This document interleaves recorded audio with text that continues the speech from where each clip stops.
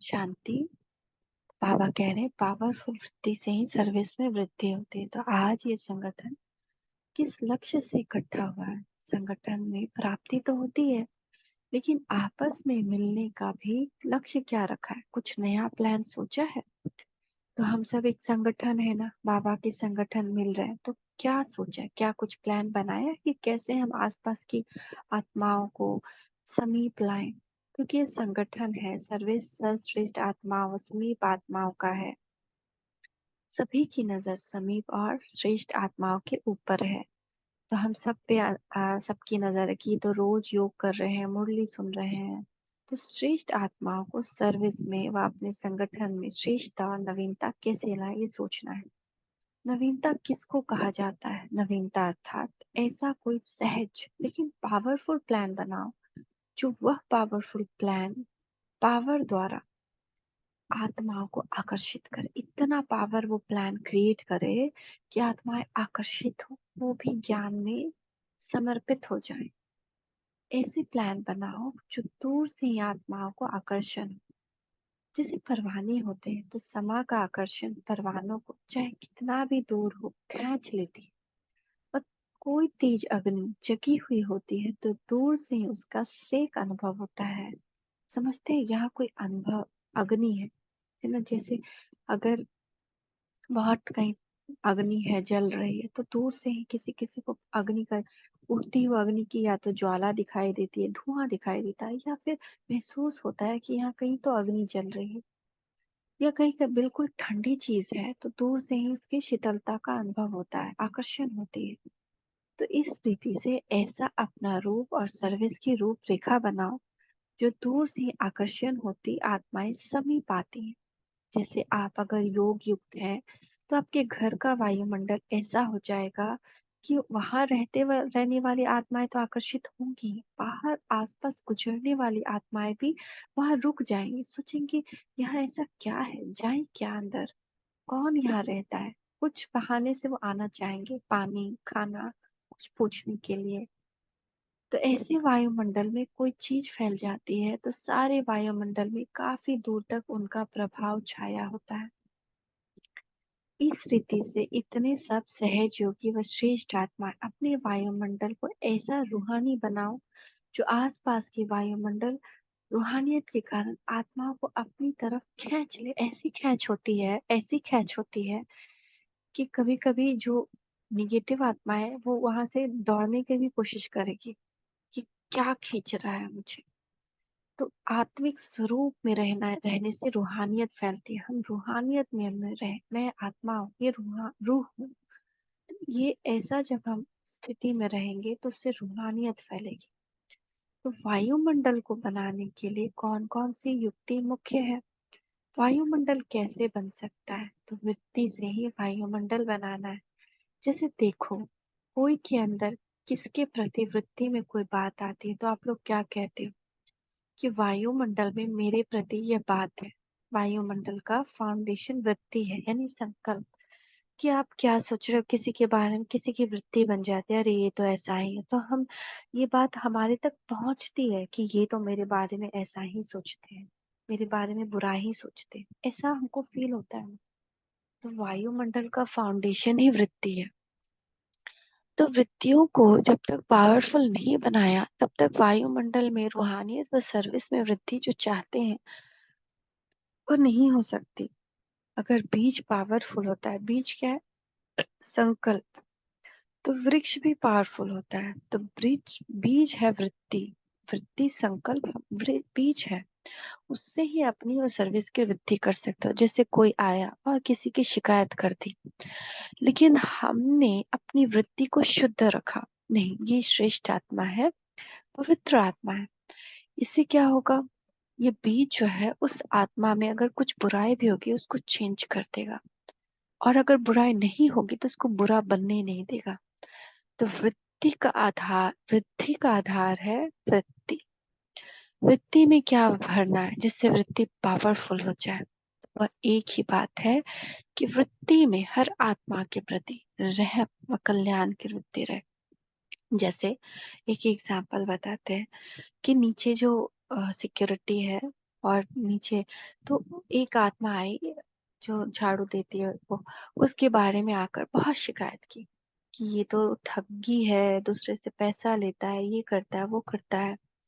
लेकिन मैंने सोच लिया ये माया का खेल है, और जो कर रहा है वो उसका रोल है, भगवान ने ढूंढा, डायरेक्टर है। लेकिन भगवान अगर चाहते हैं कि उसका ज्ञान किसी आत्मा को पहुंचे तो पहुंचना चाहिए, और उस रीति से उसका कल्याण होगा। हो सकता है कि उसका जो भी बुराई है, चाहे वो ड्रिंक करने का बुराई हो या कुछ भी जो उसने शिकायत की, वो खत्म हो जाए।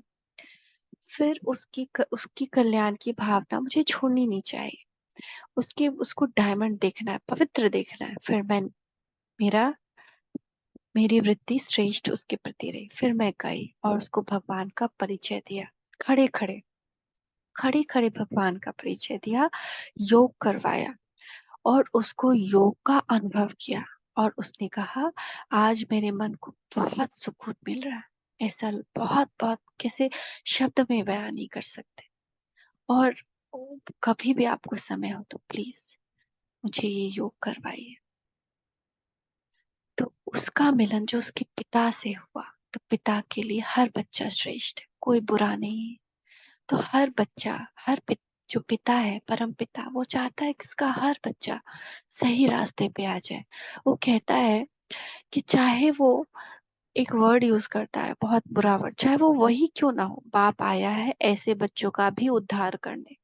तो हमको अपनी वृत्ति किसी के भी प्रति बुरी नहीं करनी है, उसका भी रहम कल्याण की वृत्ति रहे तो आत्मा खींचेगी और सही रास्ते पर जाएगी। तो ऑटोमेटिकली आत्माओं से के प्रति यह वृत्ति होने के कारण उन आत्माओं को आप लोगों के रहम व कल्याण का वाइब्रेशन पहुंचेगा। जैसे रेडियो का आवाज कैसे आता है, कैच होता है ना, कहीं से स्टेशन से बोला, वायुमंडल के द्वारा अपने रेडियो में आ गया। तो वायुमंडल में जो वाइब्रेशन होते उसको वो कैच करते हैं, वायरलेस द्वारा वाइब्रेशन कैच करते हैं। तो सबसे दुनिया में पावरफुल वायरलेस हमारा मन और बुद्धि है, जो कहीं से किसी को भी कैच करता है, सबका। तो भले हम पीछे बोल रहे हो, मन में सोच रहे हो, लेकिन वो जा रहा है और कैच हो रहा है। तो जितना हम श्रेष्ठ वातावरण बनाए कि ये आत्मा तो डायमंड है, ये तो हर चीज से मुक्त है, हर बुराई से मुक्त है, उसको उस स्वरूप में हम देख रहे हैं, उस तक जा रहा है, और उसको भी अपने लिए वैसा ही फील होना शुरू हो जाएगा और वो आत्मा बदलना स्टार्ट कर जाएगी। लेकिन हम क्या होते हैं, डर, हमारे अंदर का डर कि अरे ये बाहर गया है आत्मा, कहीं फिर से कोई गलत काम करके ना आए। तो ये उस तक जाती है, उस आत्मा तक। और भले ही उस दिन उसका मूड ना हो कि वो किसी गलत जगह जाए, लेकिन जैसे ही हमारी वीकनेस की वाइब्रेशन उस तक पहुंची, वो उस गलत जगह जाएगी। हमारे शक का, हमारी वृत्ति की जो संकल्पों की वाइब्रेशन वहां तक पहुंची, उसको और बुराई तक मोड़ती है। तो जब यह एक साइंस द्वारा दो के आवाज को कैच कर सकते हैं, वह सुन सकते हैं, तो यह है वायरलेस द्वारा, और यह है रूहानी पावर द्वारा। यह भी अगर वृत्ति पावरफुल है, तो वृत्ति द्वारा वाइब्रेशन जो होगा वह उस आत्मा को ऐसे ही स्पष्ट अनुभव होगा, जैसे रेडियो का स्विच खोलने से स्पष्ट आवाज सुनने में आता है। स्पष्ट अनुभव होगा, उसको ऐसा लगेगा ये मेरे मन की आवाज है, कि जैसे मेरा मन ही कह रहा है कि तुम श्रेष्ठ हो, जैसे मेरा मन ही कह रहा है कि तुम इस आत्मा के प्रति कल्याण की भावना रखते हो, जिसे उसका मन ही कह रहा है कि ये तुम्हारा मित्र है। ऐसी भावना हम बार बार दोहराए, ऐसे नहीं कि ये तो हो ही नहीं सकता, ये तो बदल ही नहीं सकते, ये तो ऐसे ही करेंगे, ये तो आदी हो गए, ये तो कई साल से ऐसा कर रहे हैं, तो वो और करेंगे। तो बाबा कितना सुंदर आज टेक्निक बता रहे हैं। तो बाबा कह रहे हैं कि आजकल टेलीविजन द्वारा भी एक्ट आवाज को स्पष्ट जान सकते हैं, ऐसे ही अब वृत्तियों द्वारा बहुत सर्विस कर सकते हैं। जैसे टेलीविजन व रेडियो स्थान एक ही स्थान पर होते हुए भी कहाँ कहाँ वह पहुंचता है, वैसे ही वृत्ति इतनी पावरफुल होनी चाहिए जो कहाँ भी बैठे, लेकिन जितनी हमारी पावरफुल स्टेज, उच्च श्रेष्ठ स्टेज, श्रेष्ठ संकल्प उतना दूर तक पहुंच जाता है। जैसे मैं मास्टर सर्वशक्तिशाली आत्मा, ऑल माइटी ऑथोरिटी, बहुत पवित्र हो और उस संकल्प में बैठकर किसी और आत्मा के लिए पावरफुल संकल्प करें। तो इस रीति से जिस आत्मा की वृत्ति जितनी पावरफुल है उतना एक स्थान पर चारों ओर वृत्ति द्वारा आत्माओं को आकर्षित करेगी। अब यह सर्विस चाहिए, ये सर्विस अभी तक नहीं हुई है, ये सर्विस बाबा चाह रहे हैं कि अभी तक तुमने ये सर्विस चालू नहीं की है। तुम सब अपने स्थान पर घर में सेवाधारी हो, अपने आसपास की आत्माओं के लिए ऐसी सर्विस स्टार्ट करो। वाणी और वृत्ति दोनों साथ साथ जाए। आप वाणी से किसी को बोलो कि आप अच्छे हो, ऐसा करो। वृत्ति से भी बोलो कि आप अच्छे हो। वृत्ति हमारी सक्की हो जाती है, वृत्ति हमारी कमजोर हो जाती है। तो होता क्या है, जब वृत्ति द्वारा सर्विस करते हो तो वाणी नहीं चलती, और जब वाणी द्वारा करते हो तो वृत्ति की पावर कम होती है, क्योंकि माया विघ्न डालती है। माया सिचुएशन क्रिएट करती है ऐसा कि वो आत्मा कुछ गलत करती है और फिर हम उनके बारे में गलत सोचने लगते हैं। तो वो आत्मा बदल नहीं पाती। जैसे आजकल सिनेमा अथवा टीवी में एक्ट भी आवाज भी दोनों साथ साथ चलता है ना, दोनों कार्य साथ साथ चलते हैं ना। तो इसमें भी प्रैक्टिस हो तो वृत्ति और वाणी दोनों की इकट्ठी सर्विस हो। तो वृत्ति पहले अपनी पावरफुल बनाए, बहुत पावरफुल, बहुत पावरफुल। एक दिन में 1000 संकल्प, श्रेष्ठ संकल्प उस आत्मा के प्रति कर दे, और फिर अपनी वाणी और वृत्ति को साथ उनके पास लेकर जाए। देखिए कैसे वो आपकी बात नहीं मानते। तो इसमें भी प्रैक्टिस हो तो वृत्ति और वाणी दोनों की इकट्ठी सर्विस हो। ज्यादा वाणी में आने के कारण जो वृत्ति द्वारा वायुमंडल पावरफुल बना सकते वह नहीं करते। हम क्या करते हैं, बोलते ज्यादा, वृत्ति पावरफुल नहीं और बोल ज्यादा रहे, तो वो सर्विस, वो इफेक्ट नहीं होता, वो वायुमंडल पावरफुल नहीं बनता। तो सिर्फ वाणी होने के कारण उसकी पावर इतने समय तक चलती है जितना समय सम्मुख व समीप है। वृत्ति वाणी से सूक्ष्म है ना, वृत्ति सूक्ष्म पावर है।